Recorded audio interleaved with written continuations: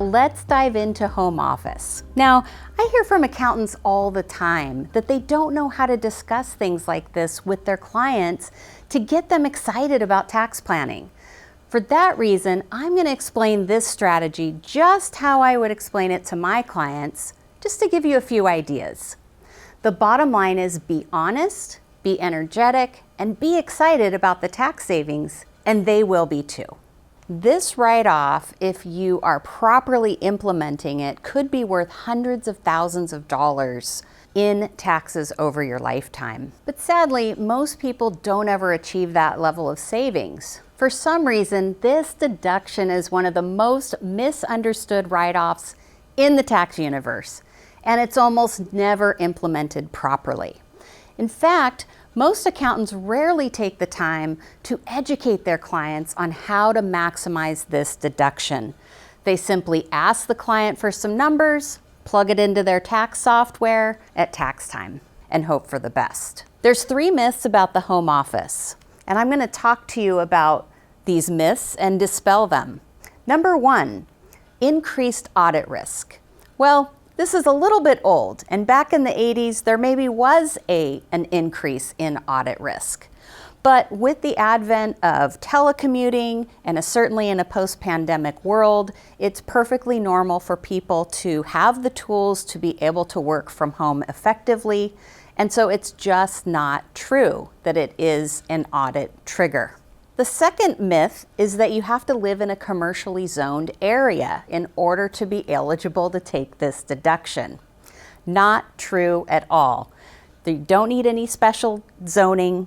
You can take a home office deduction, and I'm going to be showing you those rules today. You simply follow those rules and you're eligible for the deduction. The third thing is that you need a separate entrance on your house in order to be eligible for the home office deduction. Again, that's just not true, and you'll see that as we go through the requirements, none of these things are actually listed. Can you see how myths like this could be costing many people a lot of money? So if you're taking this deduction and you think that it would actually significantly increase your risk, I would not be telling you to do it. All right, now that we've debunked the myths, let's dive into the actual money saving part.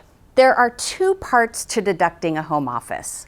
The official home office deduction deals with the real estate related expenses, things like interest payments, property taxes, depreciation of your home, utilities, rent, maintenance of the property. To deduct the real estate portion, you must qualify to deduct a home office, and I'm going to be getting into that later.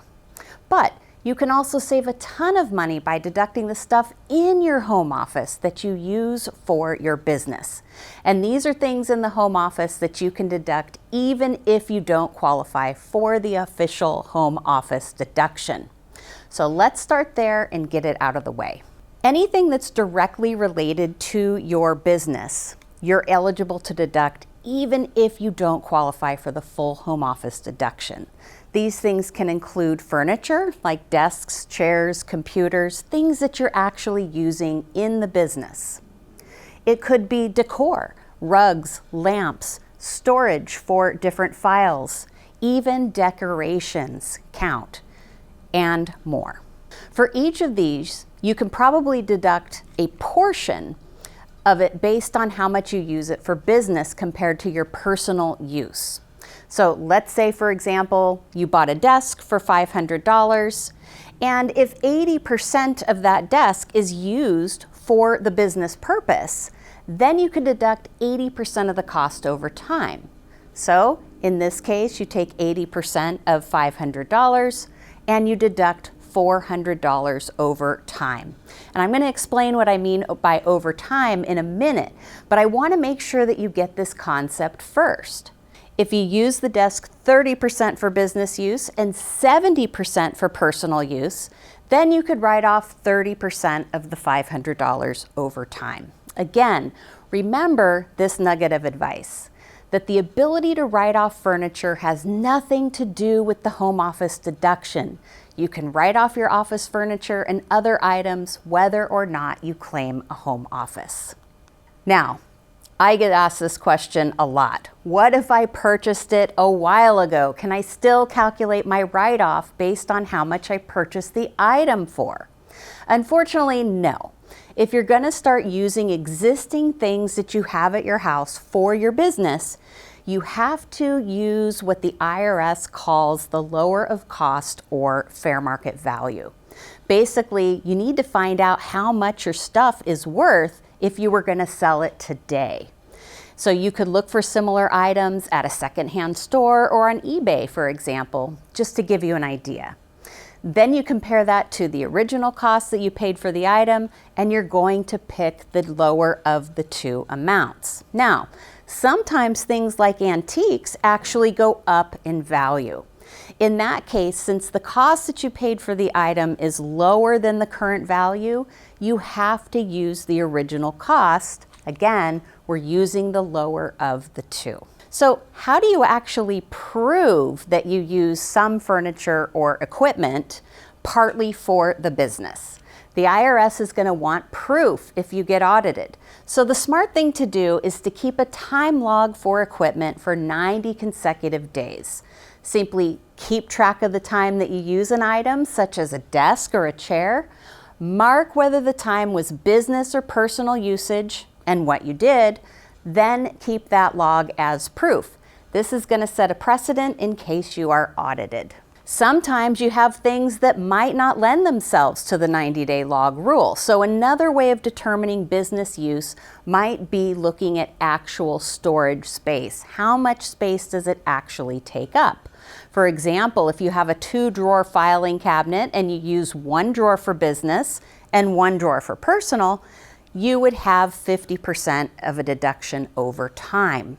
The same would go for a bookshelf. If 75% of your bookshelf housed business books and the other 25% was personal, you can deduct the 75% of the bookshelf cost over the time and don't need a log. All right, I promise to explain what I mean when you say you can deduct something over time. What I'm talking about, of course, is depreciation. This is a tax rule developed by the IRS for deducting equipment.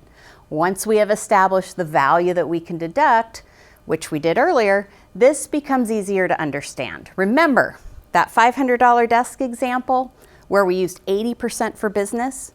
We found that we could deduct $400 over time. Now, the IRS publishes a list of equipment and the number of years that you should take to deduct that asset. In this case, furniture is 7 years and equipment would be 5 years. So we take $400 divided by 7 years to get $57.15 of a deduction per year. Now, you need to do that with all the equipment that you're using. If you're like me, you're probably disappointed that you have to spread that deduction over 7 years, right? Well, there's another way that you can deduct your equipment the year that you start using it in business, and that's called a Section 179 deduction. In a nutshell, the IRS has created a way that businesses can elect to write off 100% of the cost of new equipment in the same year that it was placed into business use. The IRS sets a limit each year for the total amount of the equipment a company can elect to write off, taking 100% in that first year.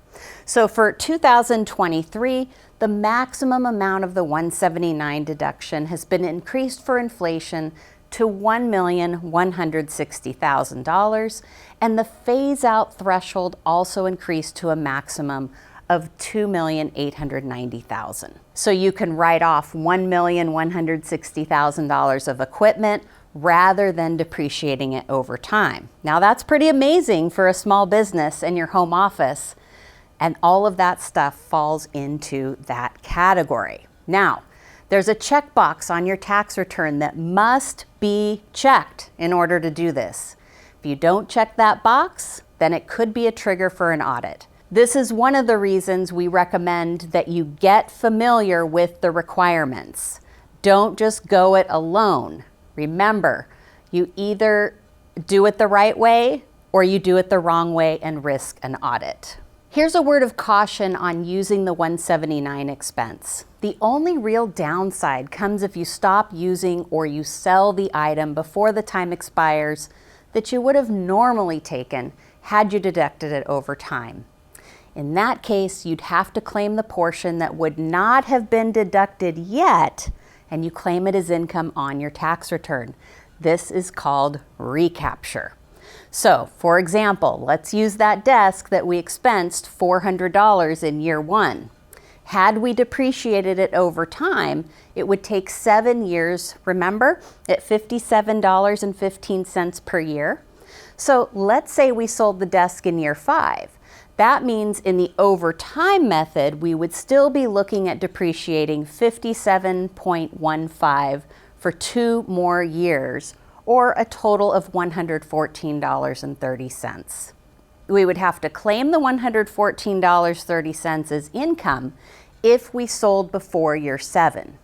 But you still are really not out anything because you got your money sooner and you were able to use it how you wanted. That's the concept in bonus depreciation.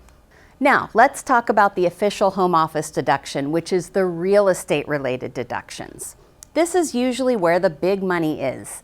The first thing that you need to do is determine an area for your home office. This could be an entire room or even a portion of a room. It just needs to be identified and used for business activities. Now, there are 2 methods for which you can deduct your home office expenses. The first one is the safe harbor rule, and the second one is what we call the traditional.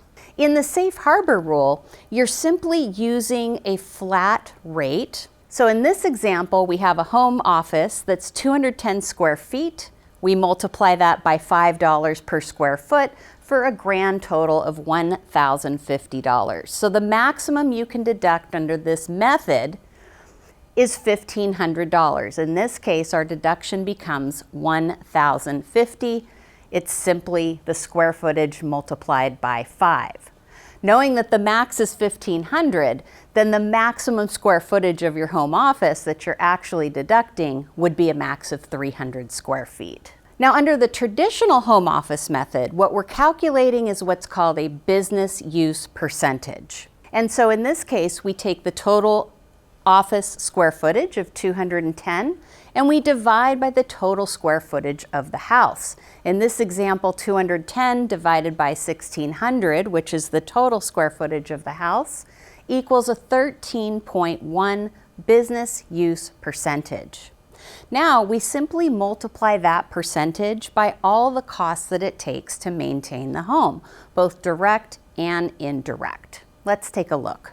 Now, mortgage interest is normally deductible as an itemized deduction. However, a business deduction is better by a little over 13% because you can deduct this for Social Security and Medicare purposes. So you'd get an extra $198 refund by claiming it as a business expense.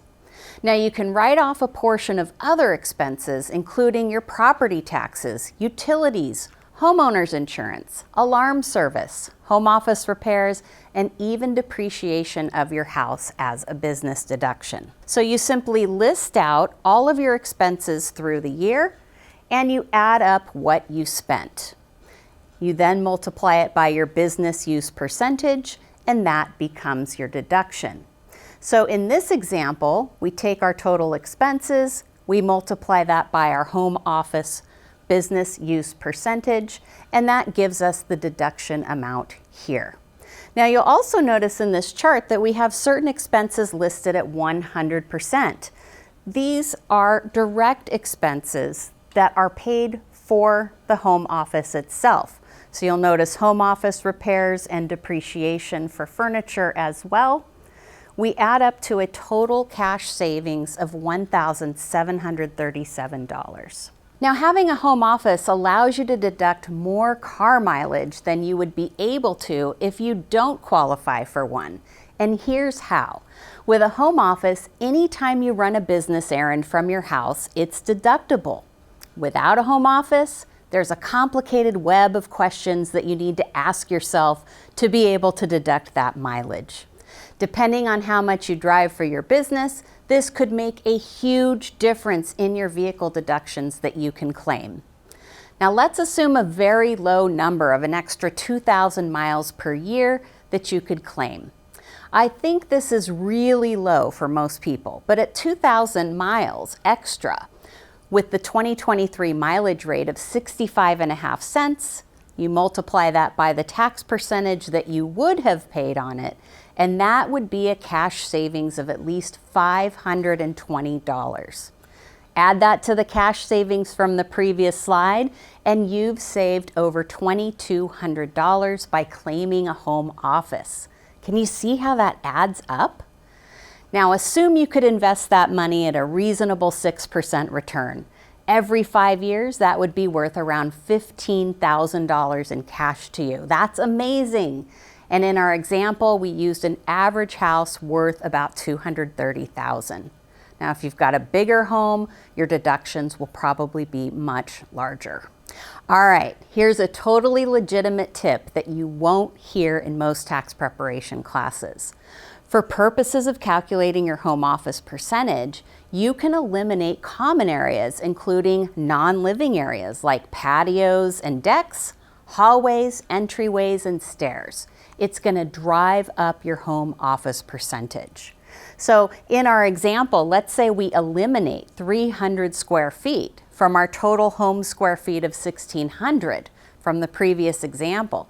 It jumps our business use percentage from 13% all the way to 16.2%, and that's going to save you an extra $160 a year in cash. All right, now that we've demonstrated that if done properly, a home office will turn your house into a cash machine. Do you see that? Let's make sure that you actually qualify. In order to qualify, you actually have to prove 3 things. Number 1, that you use your house regularly for business. Number 2, that you have a portion of the home that you use exclusively for business. And finally, that your home is your principal place of business. Now, most of you will qualify for the first 2 requirements pretty easily. The third requirement is a little more complicated, but you'll most likely qualify through a special exemption that I'm going to share at the end. So pay close attention as I take you through these requirements. Let's look at that first qualification that you'll need to meet, which is that your home office must be used regularly for business. Now, interestingly, the IRS doesn't define regularly. However, there have been some court cases that have suggested at least an hour a day, 3 to 4 days per week. And if you worked for 2 hours a week, you might be deemed as using the office regularly when an audit happens. So I suggest that you keep track of when you're working from your home so that you can prove a history of doing it. Simply putting it on a calendar, on your phone, or a computer, or writing it in a notebook is going to help you keep track of your hours. Now, in order to claim a home office, you must have separate identifiable area in your home that you use only for business purpose. Now, I'm very serious about this requirement. It doesn't have to be an entire room. It can be part of a room, but it has to stay separate. Also, there can be no personal items in this exclusive area that you've designated. If you've got a bookshelf in there, you should not have any personal type books like cookbooks or fantasy novels. If you've got a desktop computer in the office, you can't let your kids play computer games on it or do homework there. Now, how do you prove that that area is exclusive and separate?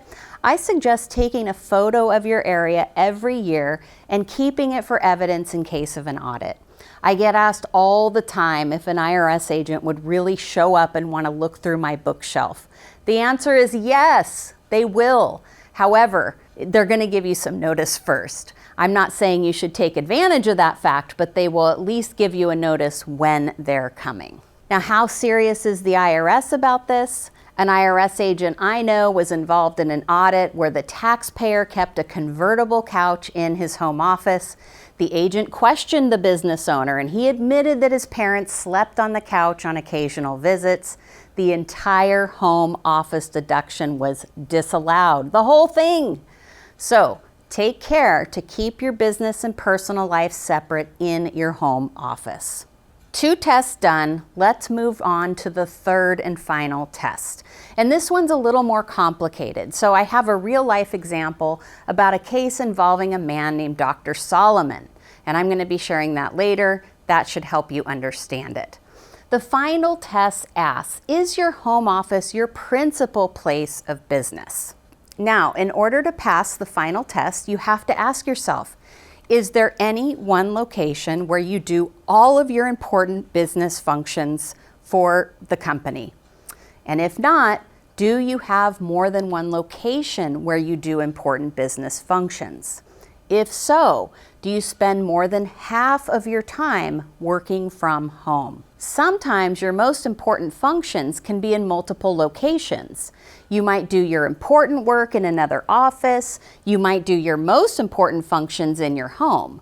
You could do your most important functions in your car, or you might do some work at a client's home. I can think of 4 off the top of my head where you probably do these important things. So you don't necessarily have any one place where you do your most important functions. So you may or may not pass the test, and there's a good chance you don't. However, if the answer is yes, then you've passed all 3 tests and you qualify for the home office. If the answer is no, and there's a good chance it is, then there's still hope and there is a good chance you will qualify for this exception. In 1999, Congress passed a rule which will allow most of you to qualify, but you have to pass 2 additional tests to get that final check mark. So let's talk about the exemption and the last 2 tests because they're very important. The exemption that I'm about to share was a huge deal for most small businesses, and to qualify for the exemption, you need to pass both of the following requirements. First of all, you must do the majority of your management and administrative work from home. For many home-based businesses, that's usually easy. Management and administrative work would be things like paperwork, bookkeeping, contacting existing customers, reading business material, things like continuing education, invoicing, cold calling, or setting appointments. The second requirement is that you do not have another office where you perform significant administrative work. If you meet both requirements, then you pass the last test of having your home office as your principal place of business. So, if it's something that you don't currently qualify for, could you change where you're doing these activities so that you can qualify? The answer is it depends. It depends on your individual circumstances. Now, I mentioned earlier that this exemption made it possible for many people to now be able to claim the home office deduction, which was great news for many small businesses. Many of you are probably in the same boat, so it was good news for you too. Now, the home office limitation has one limitation. It's kind of a funny animal. You can't use the home office deduction to create a loss in your business. You can still claim the deduction every year, but if it creates a loss in your business in a specific year, then you'll have to carry that forward as a deduction to a future year when you can use it to offset more income. Now, many business owners avoid deducting the home office expenses for fear that it may jeopardize the primary residence profit exclusion, you know, the one that's $250,000 or $500,000. But this is not the case. Deducting the home office expense does not affect the primary residence profit exclusion. And some taxpayers are reluctant to claim the depreciation on their home office due to their fear that depreciation recapture might come in when they sell their home. So it's important to note that even if you don't deduct the depreciation on your home office, you'll still have to report it as taxable income. In this case, it's more advantageous to deduct the depreciation because it's going to be taxed at a special lower rate of up to 25%. This rate's typically lower than ordinary income tax rates, and it can lead to significant tax savings if your tax rate is higher than 25%. So don't be afraid of it. All right, we've talked about the requirements of principal place of business, a regular usage of that space, and using it exclusively for business. If you still don't qualify after going through that, there still might be some hope. There's a unique way to qualify if you meet and greet clients at home. The caveat here is that you must do meetings at your home regularly and they have to be substantial. Now, occasionally having a client over won't cut it. Let's do a quick example. I know an attorney who works at another office 3 days a week and 2 days a week from home.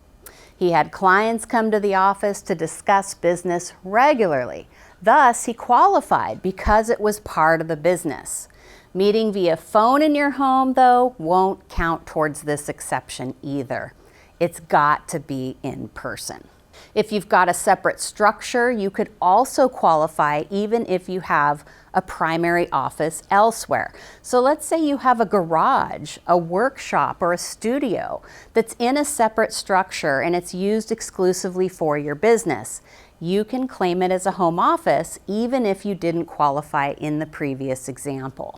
Now, you can also claim a home office for areas used to store inventory, even if you don't qualify for the main home office deduction. The key is that it has to be a suitable and identifiable area for storage. I once had someone try to line their hallways with boxes of inventory so that they could spread the inventory throughout the house to qualify for more space. That is not going to be okay with the IRS. So be reasonable here. It's got to be suitable and in an identifiable area. The last exception to home office deduction I won't cover in detail, but I feel like I should briefly mention this just to be thorough. You don't need to have an exclusive space when running a daycare out of your home. And remember, you can be a W-2 employee and own your own business on the side. It doesn't have to be a full-time venture to claim a home office deduction and create a lot of tax savings. I hope that this has helped give you some ideas on how to talk to your clients about the home office deduction to create tax savings for them. Remember, be honest, be excited, and be energetic, and they will be too about all the tax saving possibilities. If you'd like to get more ideas on advanced tax reduction or how to incorporate tax advisory services, specifically tax planning, into your business, visit the website listed on the next slide.